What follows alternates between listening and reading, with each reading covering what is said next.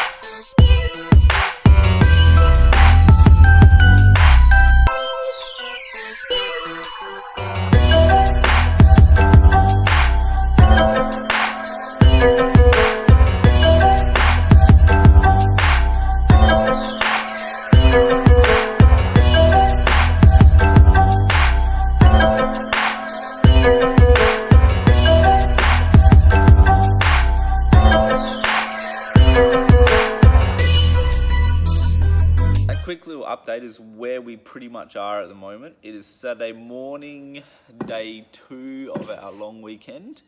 I have sort of overcommitted and we have a date for this car to go to the tuners.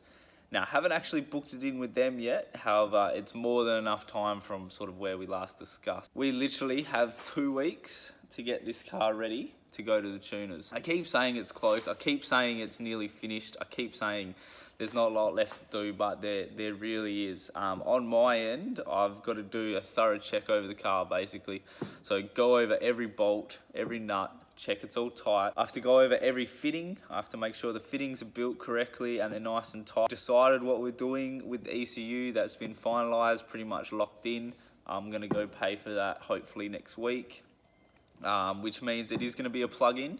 So I have to tidy up and run and conduit and tuck away all the engine loom. We've got to do all the fluids, so coolant, diff, gearbox, brake, clutch, engine, power steering, all of them got to be topped up and bled if we can. Mert still has a lot to do on his end. Exhaust needs to be done. He's finished an intake. I'm not sure where that was. That was here yesterday. Otherwise, I would have shown you guys that. It's just a little 45 so that the pod filter sits nicely between the engine and the intercooler pipe. The exhaust, he's still waiting on a V-band. I mean, just go get another V-band from somewhere else. Fuck the cunts. Bash bar's got to be done. You know, that was sort of like, that rear bash bar was supposed to be painted last year.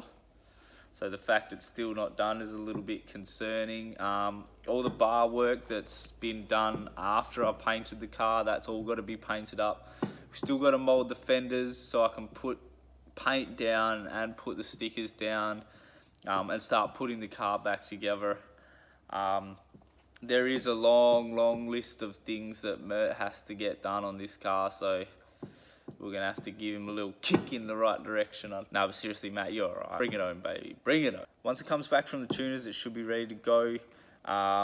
There may be a few little things we need to finish off. Hopefully not. Hopefully that's all taken care of. And then we can put the car on a trailer and just go straight to the track and start testing it out. Because I am pretty excited to see how this setup's going to perform. There's been 2 developments since I have been to the tuners. We're going to sort of take the car to a bit of a higher level, I guess you could say. We're going to junk the 98. We're going to go straight to E85. So foam's got to come out of the cell, and we're looking into some bigger injectors at the moment. We did ditch the stock coil packs. We were going to run Audi coil packs. However, I've been told to junk them as well, and we are going to be getting a R35 GTR upgrade. 5's been obviously proven to be make more power, lean on the motor a bit harder. It's a win-win situation, and that's sort of like a development that we were going to do later down the track, which just makes it a lot easier. Less tuning time, less fucking around, just get it done right the first time. GTR coil packs have been proven to produce great numbers per cylinder and are much more efficient for tuning. So it is a bit more expensive, but it's going to be better in the long run. I was supposed to finish out the video with pretty much where we ended up on the weekend. However, I get a phone call and it goes something like this: Chris, why the fuck are you not at this family fucking barbecue? And I'm like, what fucking barbecue? So I basically had to pack up fucking everything real quick and get the fuck out of there, which means I didn't get a chance to film exactly where we sort of finished off. I'm gonna quickly run through where we sort of finished up. So we started putting some fluids in, clutch went in, everything bleeded up fine, clutch is done. Power steering went in, we've got one issue. We rotated the filler plug from the res to the pump, and what I didn't notice was it wasn't symmetrical on both sides, so we have to just cut it off, re-weld it so it's got a 180, just so where we wanted to mount the res is a lot neater and tidier. The coolant went in, everything's fine there. The brake lines, we started trying to bleed up all the brake lines. We noticed that one of the hydro lines needs to be replaced. That hasn't been done yet. Trying to bleed up the brakes. Everything looks like it was working pretty well until we got to the Willwood brake bias valve. Now what I've done there is put the factory hard line, we've shortened it, re-flared it out, and then buttoned that in. However, it needs a JIC AN fitting style end. So the fact they're the same thread like matches, but the ends don't quite seal and they don't make an adapter for it, which I found out this afternoon. So what's probably going to happen is we're just going to replace that whole section with braided speed flow line. The engine loom, that pretty much took a whole day for me to get that to where I'm happy with it. However, it pretty much looks like there is no loom. Everything is really hidden and tucked, and I'm actually super happy with how that came out. I've just got to extend one more plug. I was just sort of waiting on confirmation of whether the wideband does use the factory plug or not before I do extend it, so that is something I still have to do. Matt has been making a bit of a start. The exhaust looks like it's nearly done, so we're just waiting on something for regs before we finish that off.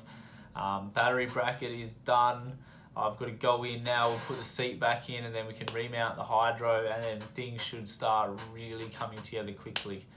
So we do have some big news as well. We do have a date. It is booked in Tuesday the 17th of April. This car is going to see Red Tuning and they are going to fucking start the fucking thing and give it back to me with a running tune, and that's it. There may be a few little things we got to finish off, maybe a bit of paint here or there, but other than that, the car's going to be done. Everything's going to be finished, and it is finally fucking time to hit the track. I'm only hoping for 300 horsepower, which should just absolutely piss it in on E85 with everything else that's going for it. You know, I really want responsive, and I'm going to try my best to dial in the rear setup so that I don't need a lot of power to move fast.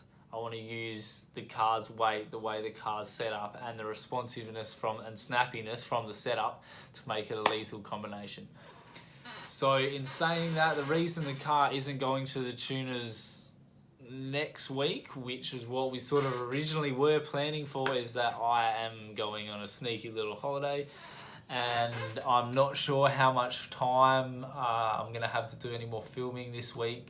So the next video may be me actually driving the car or having it running. So until then, make sure you hit that like, leave some comments, subscribe, all that dumb shit, just so like it keeps me motivated for making videos. Because if I don't see the views, if I don't see the likes, I'm just going to give up and fucking spend more time having fun.